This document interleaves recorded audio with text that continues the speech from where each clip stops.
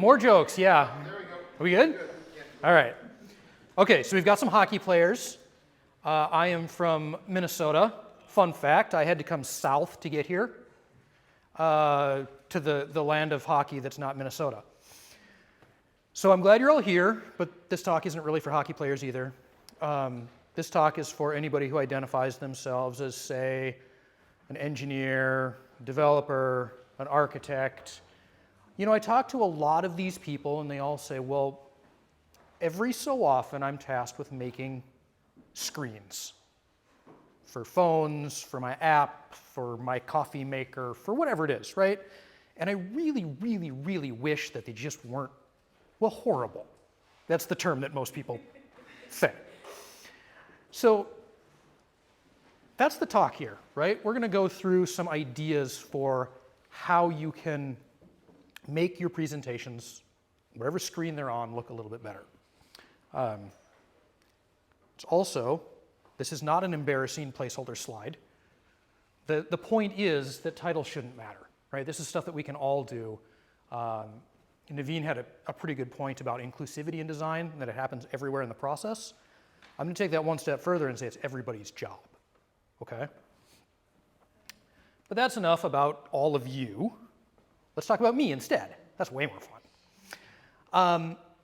Anybody notice that I didn't have a bio listed? Nobody noticed that? Nobody cared? Well, that's cool. It's half because I'm lazy, but it's also because I'm a designer, and this is a tech conference, right? That's a scary place for designers to be. I'm with all of you. So when I tell my mom what I do, right, for example, I have to say, well, I make websites, because that's kind of the techie thing and the designery thing, and they sort of wrap together. That's not really what I do. What I really do is I really build bridges, okay? I build bridges between business strategy, like Naveen was talking about, the dollars and cents. I build bridges between product and engineering. I build bridges between the thing on the screen and the user. So that's kind of the perspective that we're coming at with this. Make sense? Hopefully this is interactive and fun. I will try to leave time for questions, but if not, we'll find a way to do this. Also, in this deck there are going to be some screens with resources. I will make my deck available to everybody later, but if you want to grab pictures or things like that, they're pretty obvious where they are. Good. So, you're a developer, you have a project you want to make. What do you do? Where do you start? Well, I was kind of thinking about, what do you have? Do you have a company brand guidelines? Pro tip, you probably do, right? If you don't know where it is, somebody on your marketing team does. Ask them. They will tell you what colors you can use, what fonts you can use.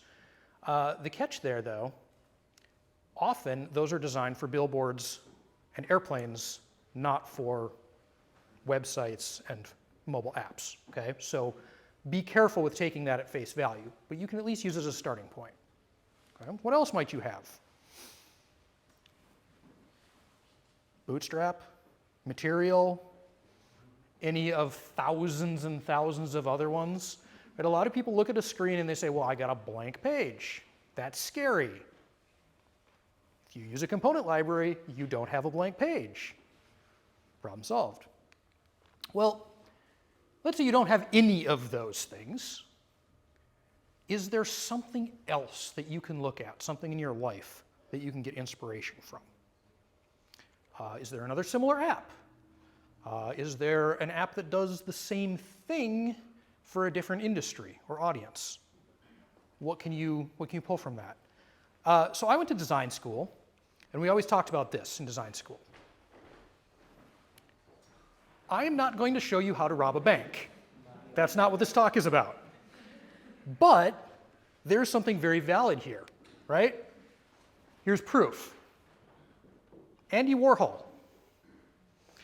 So this painting, done by Warhol in I think the late 60s, early 70s, if I remember right, was sold to a museum in 1996 for $15 million US. 96 to today, that's 28.5 million US dollars for a painting of some stuff he found in his cabinet. Good artists borrow, great artists steal.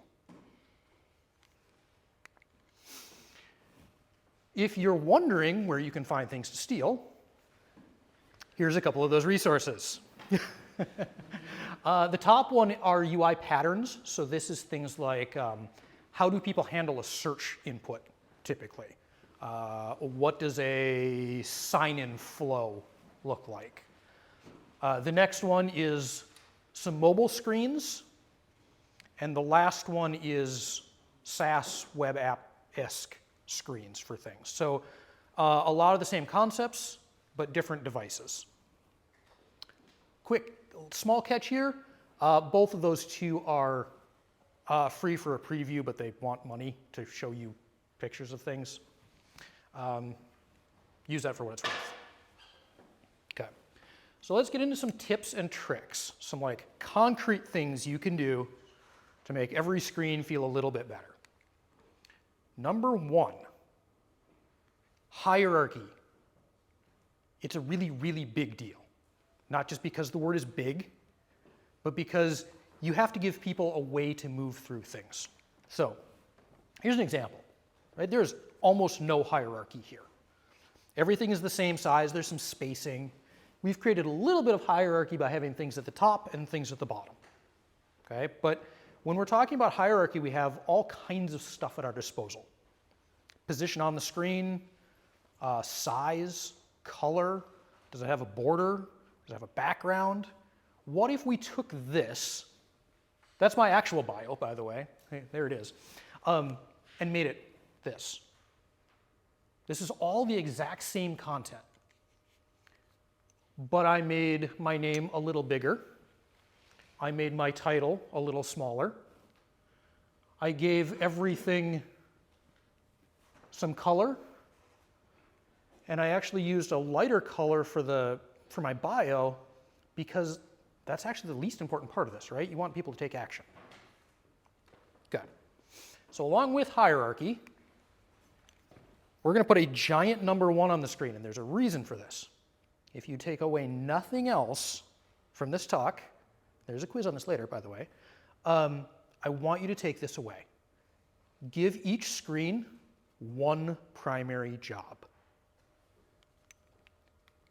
Guessing most of you have seen Yahoo. How does that compare to Google?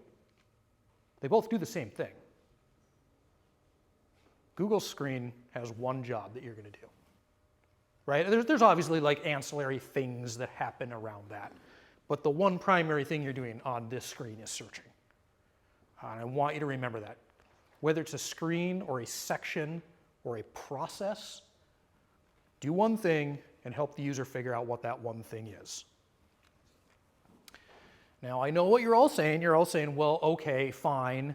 I got wireframes from somebody. I need to make this actually look better. So the first thing that you're going to ask is, well, how do I pick fonts? Typography is really a big deal, right? This is how we interact with screens and how we understand what they're supposed to do.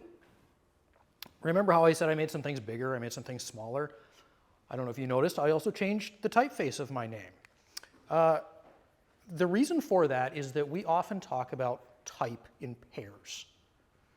I should have had a hockey and snow or something like that instead of peanut butter and jelly here. But good typefaces, there's usually 2. Try not to do more, but they complement each other. And before we talk exactly about how they complement each other, there is one term, Google Fonts has started to use this. This is not a typography term, but they're talking about expressive fonts.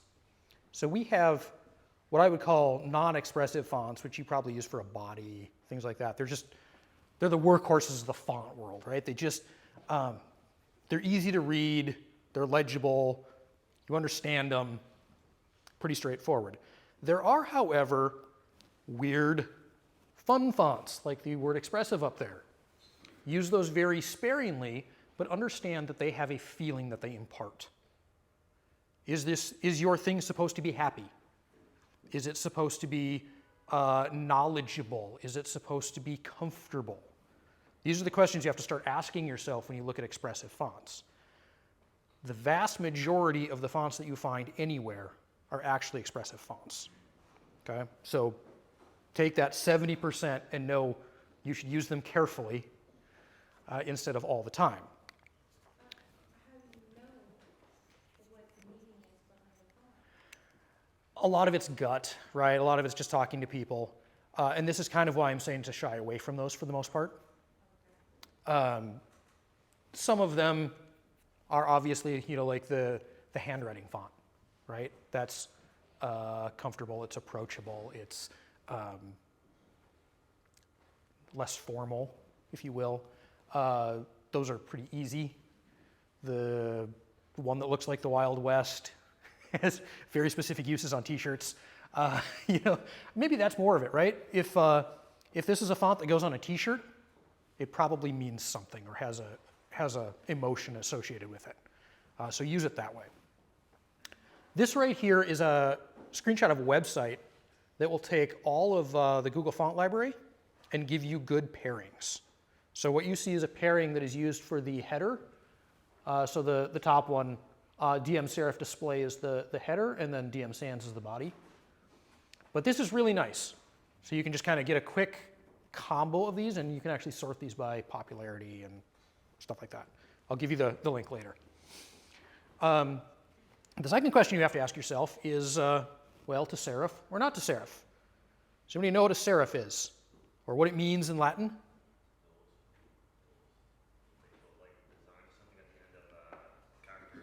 Yeah, so it's the edges, right? Like on the N, where we see the little stems and the feet, if you will, on the bottom of the N. Serif in Latin means decorated. So if you see something that has decoration, that's a serif.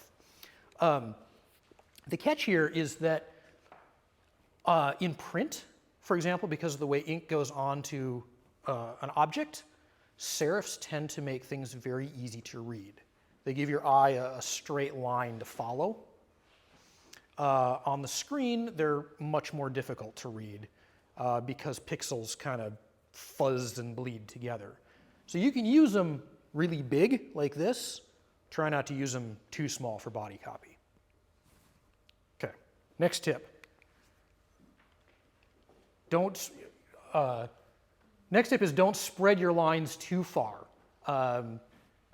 We tend to find that for legibility, between 60 and 40 characters wide is kind of the right spot. Obviously, you can go inside and outside of that, different reasons, but just good baseline. Yeah, I had a question over there? Yeah, does that mean that in the branding guidelines should be included the two types of fonts, one for print and one for screen? Not necessarily, but some do. Often you will find that your branding guidelines include fonts that you actually can't use on a screen, right? They're not available, or they cost an exorbitant amount of money or something like that. It's really easy to license one copy for InDesign to put on a billboard. It's a lot harder to license 8 million copies for each view that you get this month. So just be kind of careful of that and be aware that most of the places that create brand guidelines are not actually screen designers. They're creating it for advertising and billboards and brochures. So keep it in mind when you're looking at stuff. Okay, so width of the screen. Does that make sense? That one's a pretty straightforward one. Anything smaller starts to feel cramped. And obviously this stuff on the other side of the screen, you get really tired as you're reading all the way to the end and trying to come back. Obviously this is different based on the size of the type. All right, so everything has its own character size. I tend to take a wide letter like an M or a W and just put 60 of them on the screen and count. Here are your resources for typography. And again, I will get these for all of you. So We're done talking about typography. The next thing we have to ask is, well, how do I put it on the screen? Seems straightforward, doesn't it? Not always the case, right? Now we get into some layout stuff. One of the biggest things that I see with layouts is this one. Anybody else feel like layouts frequently look like this street in New York City? Little bit claustrophobic. It's funny what that does, right? So I see stuff that looks like this pretty frequently. Notice there's just not a lot of space there. That header is pretty small. There's not a lot of space around the white box that's behind that one. The other thing that happens here is that we see people trying to come up with ways to use other objects to separate things, right? So we've got all these spacers, we've got these lines. We have text kind of crushed together. And at the end of the day, this works. You can read it, but it's not very comfortable. So I always like to say, think of things like a garden, right? Your layout is a garden. You should have paths around it so people can move between the objects and the points of interest. What if we take that and just give it space? That's all I changed here. I just spread things out. Notice the header is bigger. There's more space below and above each section. There's space on the sides. There's space around the inside of the white box, the padding. That's a good trick, and I think in most cases, whatever padding you think you need, double it. That's not a hard and fast rule, but I think you'll get to a lot closer to something that feels nice when you do that. Okay. That comment isn't just for objects like layout pieces either. It also applies to type. Notice the stuff on the left, it's the default layout in Figma, right? It's all crushed together. The stuff on the right, you can actually see the amount that it's increased. The bigger that you go with text, the less you have to increase it. The smaller you go, and if you do things like all caps, the more you have to increase it. So notice that the all caps line is like 4% wider, or space between the letters, whereas the large one is only 0.5%. Some of you are going to notice that a lot of the stuff I'm pointing out here doesn't have units. That's because units on the web and units on mobile and units on that coffee maker that we talked about earlier are all different. So these are kind of, you're going to have to figure out how to do the math for whatever your project is, but these are the ways that you get it to look like that. The other one that we didn't really talk about is line height, so space between the lines. Notice how it's a little bigger, a little easier to read. These are easy, quick tips. Wait a second, that might be for the wrong talk. That's a tech talk, right? This is probably the right slide. The other thing that I see all the time, boxes around boxes around boxes. Let's leave the containers to these things and not do this, okay? There's boxes around boxes around boxes. Oh, they also all have a drop shadow because drop shadows make boxes better. How do we fix this? Well, the easy way is to get rid of the boxes. Notice how much different that is, where the only boxes are really the input fields. Again, just about all I changed was removing those boxes and adding some spacing around them. The nice thing is that if you want to create hierarchy, we can do that with a header and a background color or a footer and a background color. Notice that those call out what you're supposed to do, what's the primary purpose of this screen. Keep that in mind as you're doing that. So use those containers to create hierarchy instead of just to keep everything from falling off the page. Okay? This one's fun.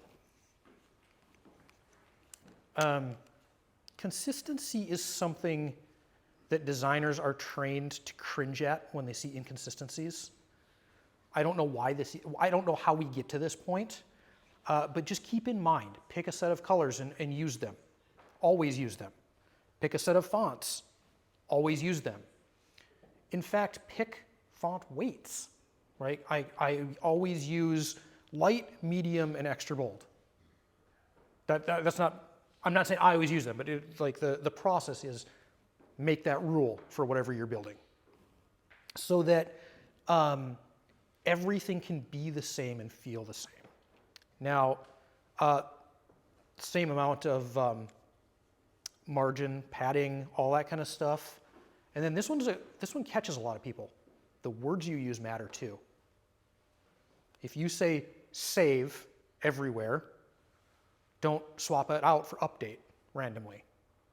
That might be what you're doing, right? It might be what's happening behind the scenes, but if you said save, keep using the word save. It seems like a no-brainer. It's easy to miss, okay? Now, consistency, well, that goes with layout too. Side note, anybody know how you find a designer? You look for the people with a Sharpie. I'm telling you, every designer's got a Sharpie. So we do that so that we can draw lines on things.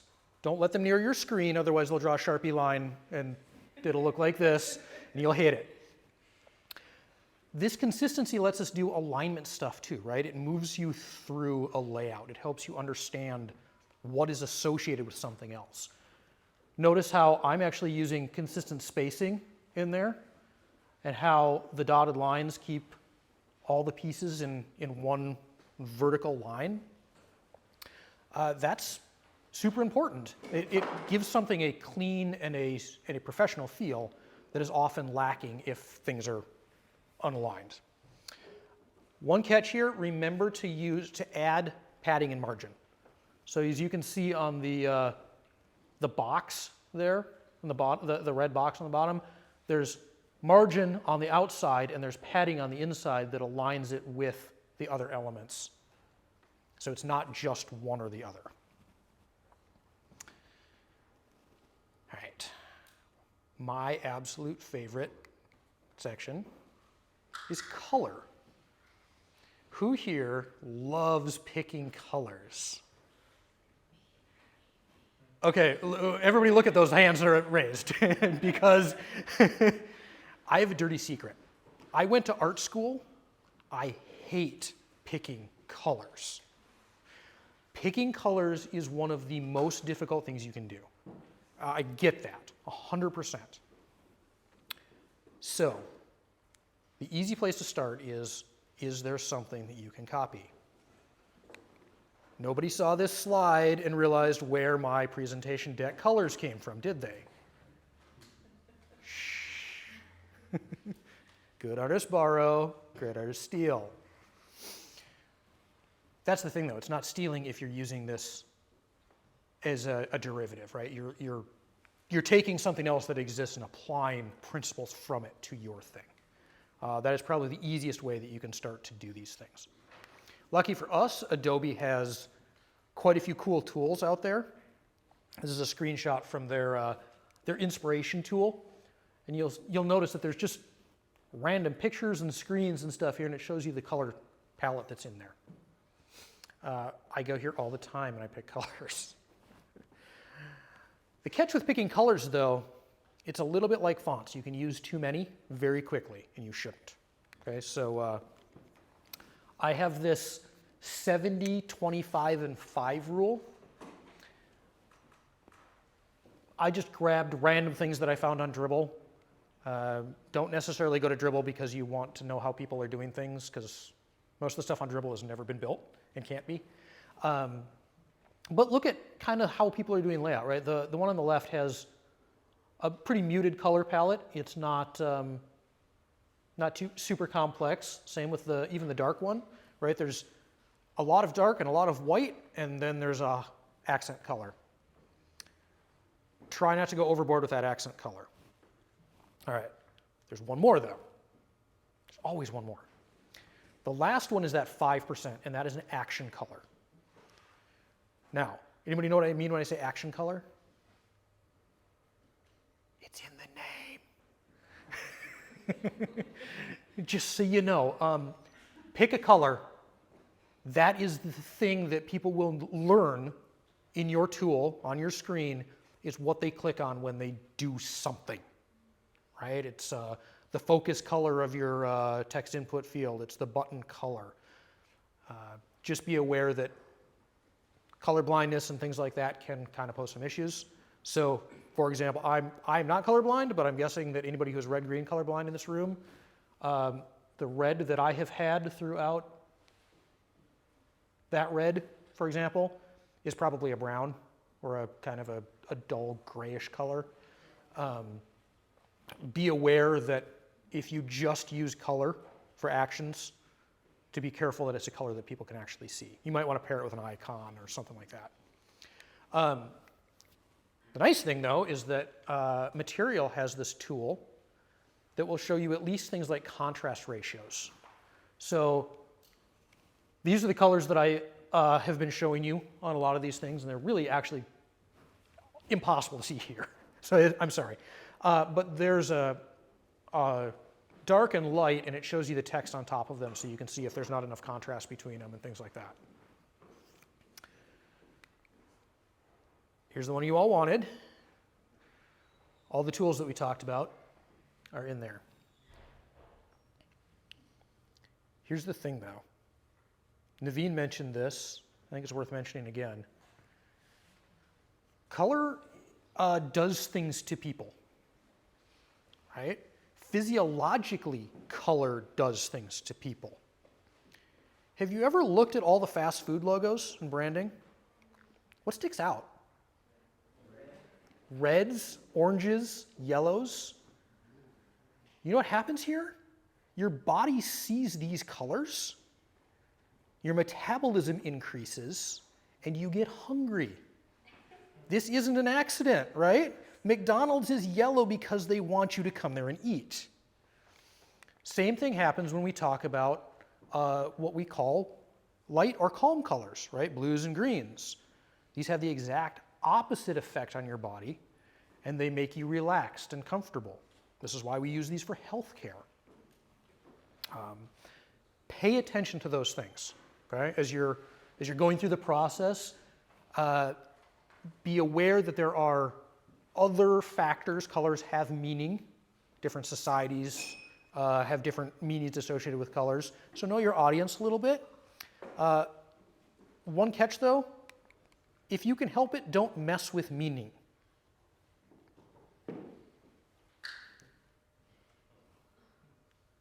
Okay? It's pretty obvious when you see it that way. But I can't count the number of times that somebody's used a weird color for a warning, and then they don't understand why nobody notices that, oh, you had to fix those 5 things. It's because it doesn't look scary. we know what colors look scary. Again, there's meaning there, but try not to do that. It's even worse if you add color to shapes that we associate with things. So a green hexagon feels really weird. Stop sign for anybody who's trying to do that one. All right. Let's finish with a couple just bullet point things you can do that are not as much theory, they're more just like application of stuff. I always suggest picking a base size for things. This is probably going to be your body copy size, but notice it's also spacing around things. The next thing that you're going to want to do is you're going to want to pick a multiple of that base size and apply it to everything else. So in this case, on the right we have a headline that is 48 units and a body that's 16, right? Or 24 and 16. They're all multiples. Anybody who's good at math knows there's 8 in there. I tend to suggest roughly 2 times for when you're pairing headlines and body with things. That's less than that, you don't get enough contrast to really see what's going on. That's kind of worth remembering.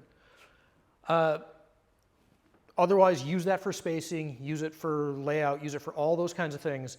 and you're going to start to feel a lot better about the thing you've created. And remember consistency, right? Now you actually have a measure for what consistency is. You will probably hear things like vertical rhythm and things like that if you get a critique from a designer. Right now, don't worry about that stuff. Just kind of stick with the base sizes and multiples, and you'll get really close to that. Okay?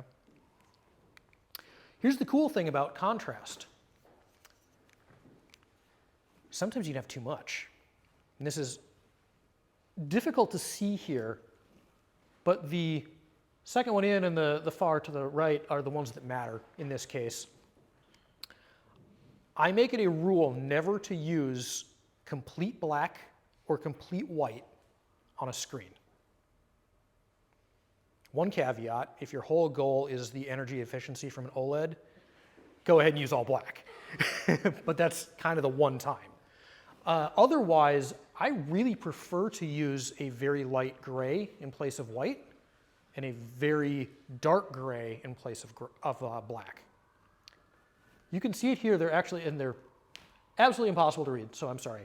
But it's like that light gray text is probably 98% white, and same with the dark gray. You can't tell here, but somebody who's looking at the screen that you've created is going to feel like it's more considered. It's going to feel more professional. This is one of those little tricks that you look at two things side by side, and one feels weird and one doesn't, and nobody knows why. It's stuff like this. Okay. So we've come to the end. Anybody remember my one really big important thing? Yell it out. Thank you. Yes. If that's your one takeaway today, remember that you should simplify as much as you can. Give everything one purpose. This is also up here because, well, in the world of art and design, you learn the rules so you can break them. Okay? You have to have an understanding for why the rules are there before you break them. But I do want you to understand that it's fair. Question everything we've talked about. And then, well, of course, are there questions? When it comes to understanding the rule, like you just said, before you break them, so you mentioned before, don't always use the same word, say versus say.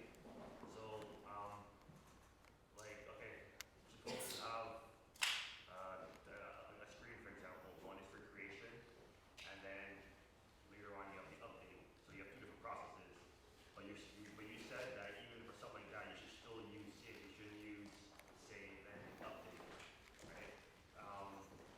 So is it more than just being consistent, or is there something else behind that? It's mostly being consistent. So the question was, let's say that you have two flows that feel different, but you could use different words for a button or an action, but it feels inconsistent to use one or the other. Or to use just one here and one here. It's twofold, right? One is because people learn your tool. And we're all bad at reading things. So if there's a nuance for, say, I have to do something different for an update versus a create, it's important to change the icon, to mess with the placement, to do something to the user so that they really understand there's a difference there. If there's a systematic difference but not an actual difference to the user, use the same one, right? This is where we're down to the question everything again, right? Use the same one until you shouldn't. And when you shouldn't is when you come up with a good reason not to, right? It's more having a reason than breaking rules because you didn't know they were a rule to break. Anybody else? For me as a developer, it's really tough to comprehend the design system and everything. What I'm really wondering that what is the measurement of the beautiness or how concrete that my application should be.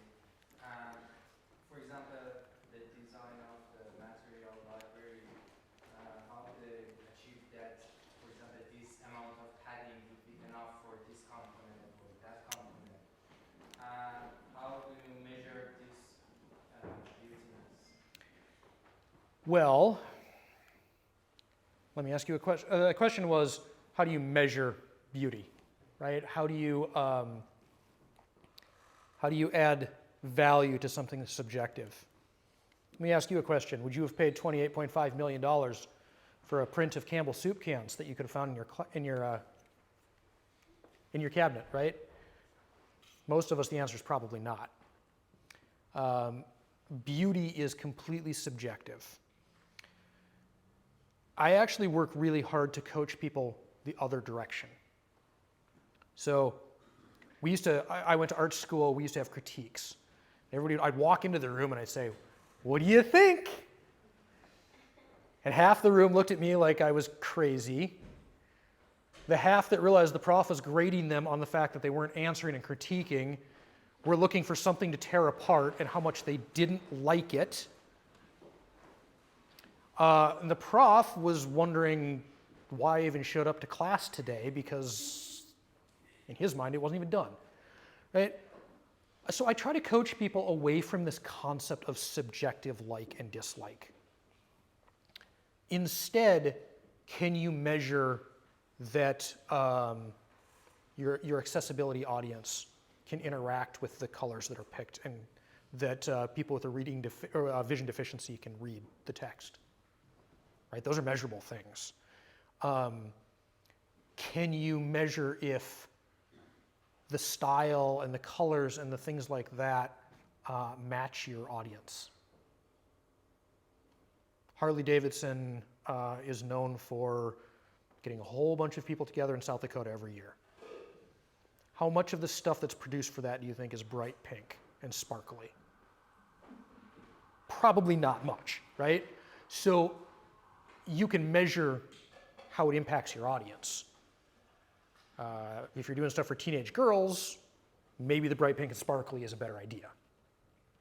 So it's more about understanding what is wrapped around it that you can measure, instead of understanding if something is something you like or something I like. Because my point is, most of us are not making something that we hang on a wall in a gallery. We're making something that people use. So get it to something that people can and want to use, and I think your problems with if you like it or don't go away. Is that fair?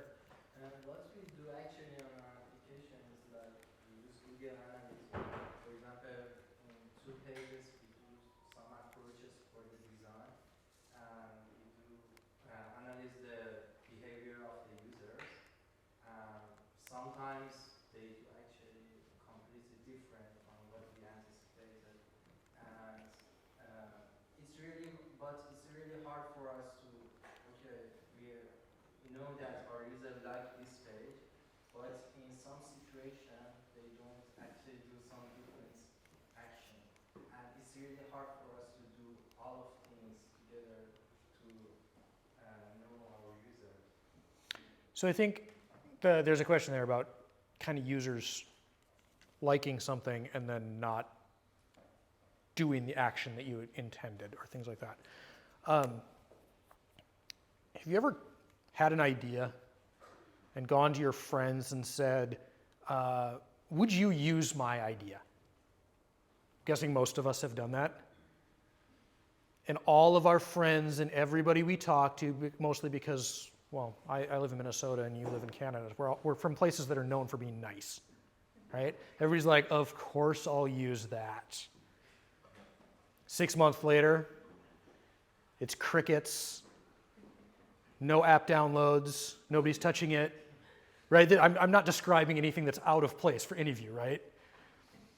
People are really bad at telling you what they think you want to hear, right? So people think you want them to say they like this layout. It's the wrong question. The wrong question is, what is it in the layout that is stopping them from doing the task that you wanted them to do? I personally don't like bright red things blinking at me, but if the airplane that I'm riding on has an engine on fire, I'd kind of like a big red thing blinking at somebody to tell them that, right? It's not about whether they find it beautiful or like it, it's about whether they do the thing. So keep tweaking until you figure out what that is, and kind of move on. Anybody else? I think I'm out of time. Oh, go ahead. Well, I was just thinking about what makes a beautiful design, the previous question. To me, it's the simplicity and the use of white, like white space versus negative. I just feel See, that that's the problem, is trying to quantify it. It's personal. symmetry, but then you can use asymmetrical designs that really work too, but I don't know if they can mix in the same page. I wouldn't mix them in the same screen. So the question was, can we have asymmetry and symmetry in the same place? Everybody knows what symmetry is. I am a symmetrical human, right? You cut a line down here, and I've got ears on both sides and eyes on both sides and a nose right down the middle. That's symmetry. Asymmetry, we've got bar stools over there and a hangout couch over here. That's sort of asymmetry. They don't match. Can they be used in the same place? Yes, but again, have a good reason for why. It's not about, again, we shouldn't be talking about do I like it or not like it. We should be talking about does it guide the user's eye to the thing that they should do? Does it feel confusing because it's not unbalanced? Right? I would love to make all of this about like or dislike. Every time I've ever done that in my life, I've gotten into a lot of trouble. So I'm trying to save all of you from getting into a lot of trouble because you like or dislike something. And what about a website that has multiple sections? But like you would scroll to one section then the next, so that would take up the screen each time? Or are you? Can those be different? I would say yes. I would treat each of those, as, if we're doing scroll jacking or we're doing like giant frames that evoke a page in a newspaper or a magazine or something like that, I would say yes, each one of those is different.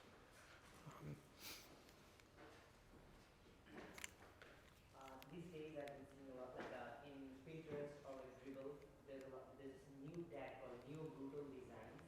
Like it's a bit very contradictory to everything we have been discussing so far. Like we are discussing about beauty, the subtleness, but that whole design is like I don't care what do you think about it. Like what do you say about those types of designs? And it's pretty popular these days. I'm seeing a lot of websites and like apps going with that design. So the question is, Dribble, Pinterest, all these kind of things, brutalist design. It's not new, right? This is something that the Soviets were doing in the 60s and 70s. It's a response to a style of architecture, things like that. I've got 2 comments there, and I'm sure the internet is going to skewer me for these. But I take fad, especially anything that I find on Dribble or Pinterest, as simply that. If your entire rationale for making something the way it is, especially if it's an app or a thing that people need to use, is that it's cool, you should completely rethink all of your choices. Right? That's my number one argument, is that you should not be making something based on fad. You should be making something based on how is it going to be used, what does your audience need, and what do they expect. An architecture magazine, probably a great place for brutalist design. The other point there, though, is that it's got to be intentional. We're back to breaking the rules because I know the rules. Most of that type of design is extremely intentional. The problem is, unless you know all the rules that you're breaking, it ends up looking pretty painful and kind of unusable. So know why you're doing it, again, is the thing there. Nobody's got a hook to take me off of here, so I don't know. I'm out of time. We good? Everybody?